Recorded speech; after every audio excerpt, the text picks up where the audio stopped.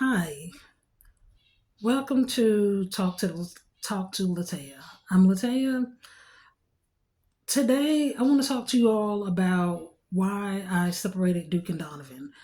I know in one of my earlier posts, I did mention why I separated my two wonderful birds. You probably hear them in the background right now. But I separated Duke and Donovan. I placed them in two separate cages because Duke was bullying Donovan. He was plucking out his feathers, and I did some, research on Google and everything else, see what's going on and everything else, and I separated them, and I gave it like a week, to see, you know, if Duke's behavior would change, and when I separated them, Donovan was screaming for Duke. Like he wasn't like chirping. He was like it was a different type of chirp. You know, um, he was looking for his brother, and his brother was looking for him. And so I explained to Duke, I'm like, hey, I love you and your brother, but one thing you're not about to do is treat Donovan. You know, treat him bad. I'm not gonna have this in this house. I love both of y'all, and you're not gonna pluck out his feathers. And it was to the point where when Donovan was trying to eat, Duke would be, you know, trying to pluck out his feathers uh, like by his butt, or he'll just go up to him and just pluck out his feathers. And like I said, um, and Donovan, stood up to him and everything else, but it was happening too often, and I began to notice changes in my bird. I began to notice changes in Donovan and everything else, and I gave it about a week to see if Duke's behavior would change. And I put Duke into another little cage, and like I said, go to my other post that where I post the pictures and everything.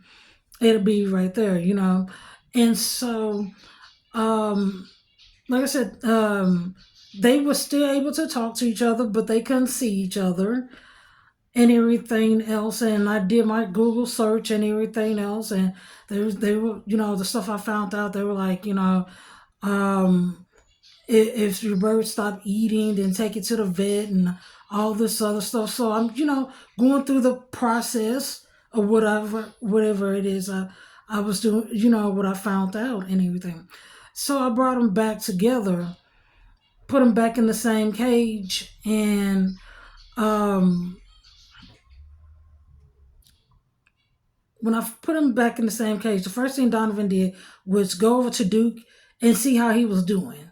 Duke, he didn't, really say anything. He for the first day, but then he went right back at it. A day or two later, and so God began to give me these visions of Duke doing like harming Donovan and everything else, and so he didn't like Duke. He didn't like pluck out his feathers all like how he once was, but every few days he'll go up to him and pluck him out. Now this was while I'm at the house. Now when I'm at work or running errands or doing other things outside the house, I don't know what's really going on. And so God, like I said, God kept giving me these visions of Duke seriously hurting Donovan. And it was to the point where he hurt him to the point where he almost took him out of here, took him out of this world. And in the dream, I returned Duke right back to the pet store where I bought him from and everything else. And I told him, um, in the dream, I told him, you no longer have a home here. Good luck somewhere else.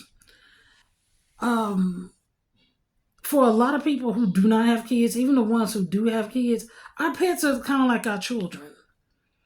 And my thing is just here, I'm at the house, I'm enjoying myself, I'm relaxed, I'm sleeping peacefully at night. Duke is doing the same thing, but then I've got this one family member that's not being treated right. And to me, he was being abused by the other family member. Duke is abusing Donovan. And I noticed even more changes began to happen. He was beginning to lose even more feathers. I can tell my bird was being stressed out. It was hard for him to eat because Duke would wait till he was eating and go and pluck out even more feathers.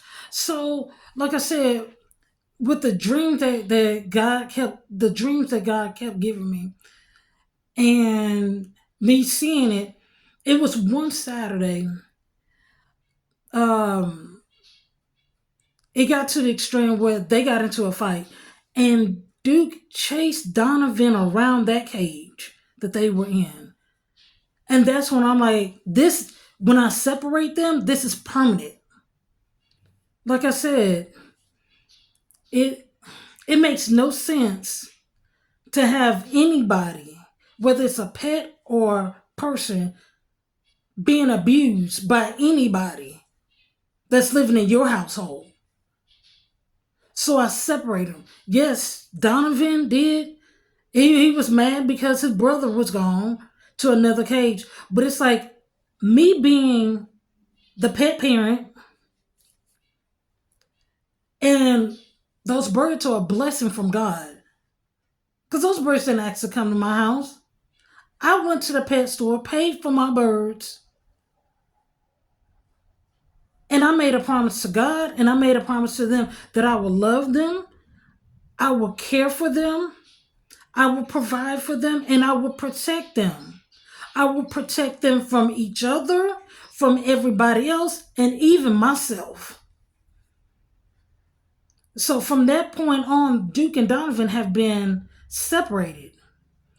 Now, Duke ended up getting a bigger cage, and Donovan just got his new bigger cage because now Donovan's feathers have came back. He put on some weight, and he began to fly around about, like, I'm going to say, a week and a half ago. He never did do that when he was in the cage with Duke. I can tell that he's at peace with himself. He's not stressed out.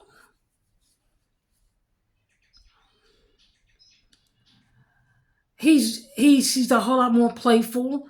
Now, yeah, they still communicate with each other, but they don't see each other because I have them separated and everything.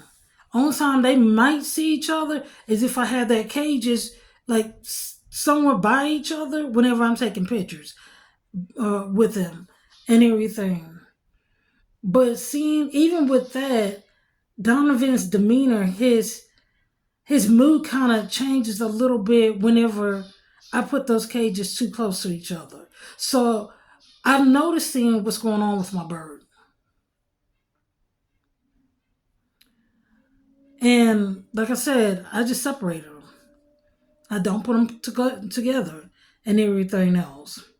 They talk to each other all the time. But then it got me to thinking, and I'm not just talking to the pet parents, I'm talking to the parents that have children. How many of you all are out there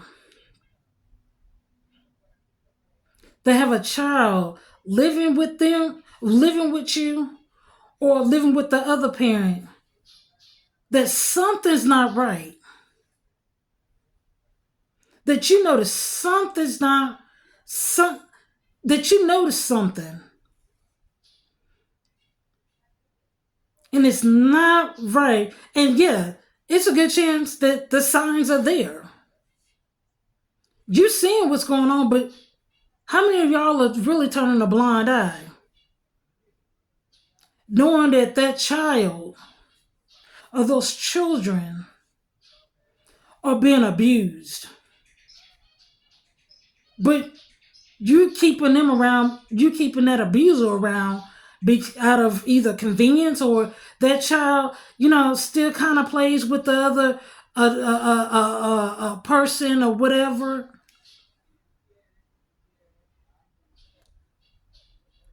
How many of you all know for a fact that something's not right with your child, and you're going to sleep every night comfortably, that abuser is going to sleep every night comfortably, but your child is stressed out. Your child is your child is not the same happy-go-lucky child, full of life, full of joy.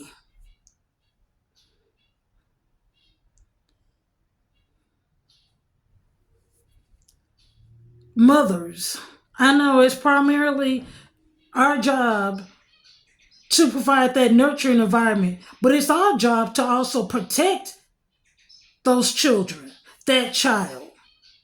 If your child don't want to go up to Uncle so and so or Aunt so and so and don't want to give them a hug, pull your child over to the side. Like, hey, what's going on? Has anybody touched you? Has anybody abused you? If your child is all of a sudden now being rebellious to that one particular person, don't think it because they just acting up. Talk to your child. Yes, you're the authority figure, yeah, but you're also the nurturing figure. Fathers, I'm talking to y'all too. Yes, your job is to provide and protect, but to provide a safe environment, a nurturing environment too. Your baby mama or somebody around you making your child feel uncomfortable. And don't tell me God's not showing you the signs, because, dude, He lets us all know what's going on. A lot of people just ignore it. Well, still hug them and everything else. Hug, oh, girl. You know your child better than anybody else. Make that safe space for people, because that's what's wrong with half the adults right now. They've been abused. They've been taken advantage of. Now, I'm not saying be paranoid about everybody, because not everybody's after your child. And sometimes them little children are bad because, hey, somebody told them, hey, stop doing this and stop doing that. But talk to your child. Let your child come to you and be able to express how they feel. If something's not right, and trust me, you know it's something not right. If there's any type of abuse in your house, don't go to sleep at night with that peace of mind, and that abuser is either coming by every once in a while, however it is, and you still, got that peaceful night's sleep, but your child is stressed out, your child is acting different, your child is acting funny.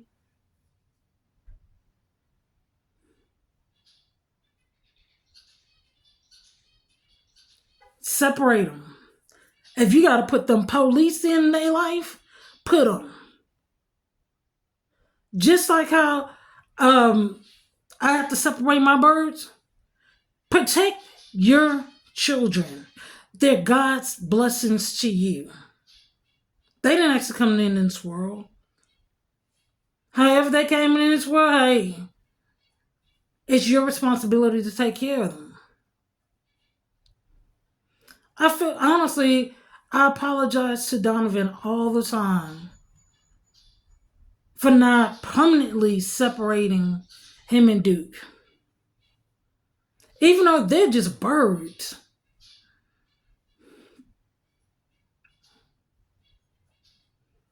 But when we start talking about human beings, that takes it to another level.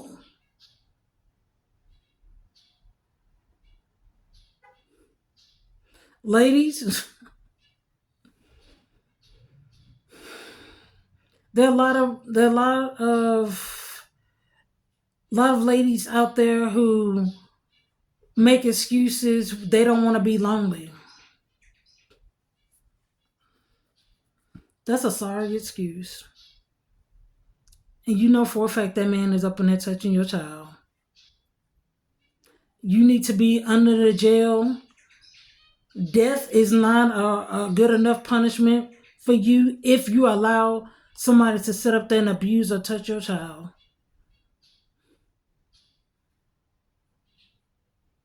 I don't want to hear that sad, uh, I'm lonely type of bull crap. What's more important? Well, I don't even want to know because half of, I don't even know the percentage of, but some of y'all out there who are willing to sacrifice y'all child just not to be, for you not to be lonely or for you not to have to take care of the bills, all the bills. And if you're a woman like that, everything that can happen to you that's wrong, you deserve that plus more. But this is for a wake up call for a lot of people. I just felt it heavy on my heart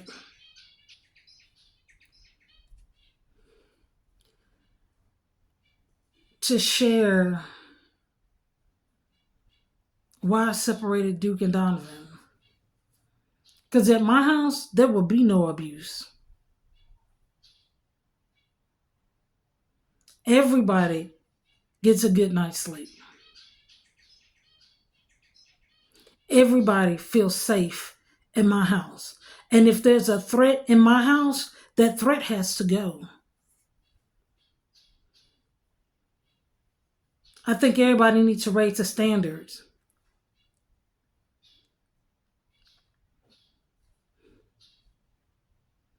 And if you are a person that has been abused in the past, present, go to the police, file them charges. People might not like you, but you got to protect you.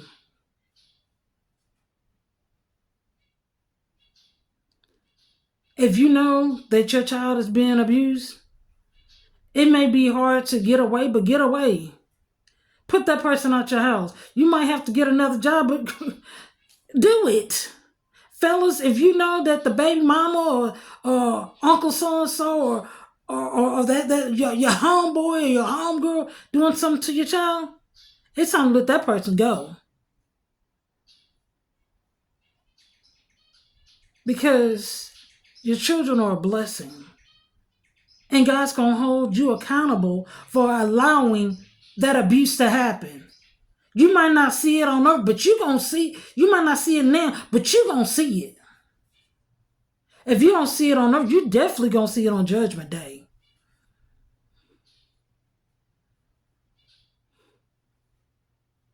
There's no excuse for abuse. Like I said, I separated my birds. Donovan is in his big, huge cage now because I brought him a new cage. He's at peace. His feathers came back. He's flying around. Duke is at peace. He's flying around. He's not being a bully to anybody.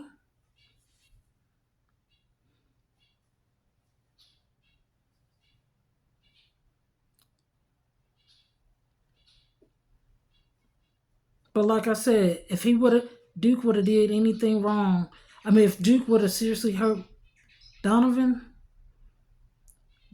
I would have taken Duke back to that pet store, or I would have took him to the vet and tell him, hey, put that bird down because he's a threat to all the other birds. He would have either went to the vet and I would have told them, hey, what can y'all do about this? Or I would have taken him right back to the pet store and let them know he is a dangerous bird. Just something that, like I said, I just felt strong on my heart. It was placed on my heart to let you all know why I separated Duke and Donovan.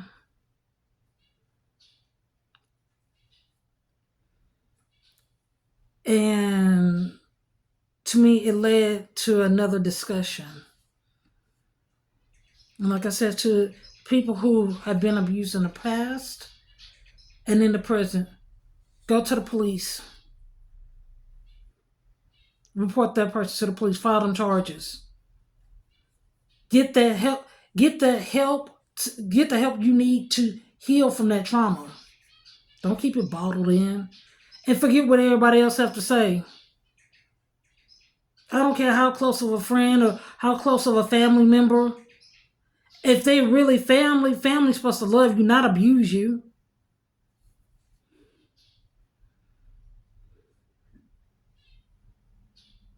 I can't call you my family just because we share the same bloodline or we're related to each other.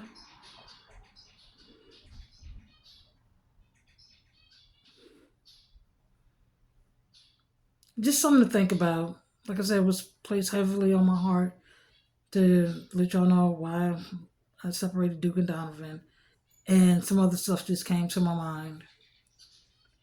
So until we meet again, live your life, find your purpose, walk in your greatness. Have an awesome day.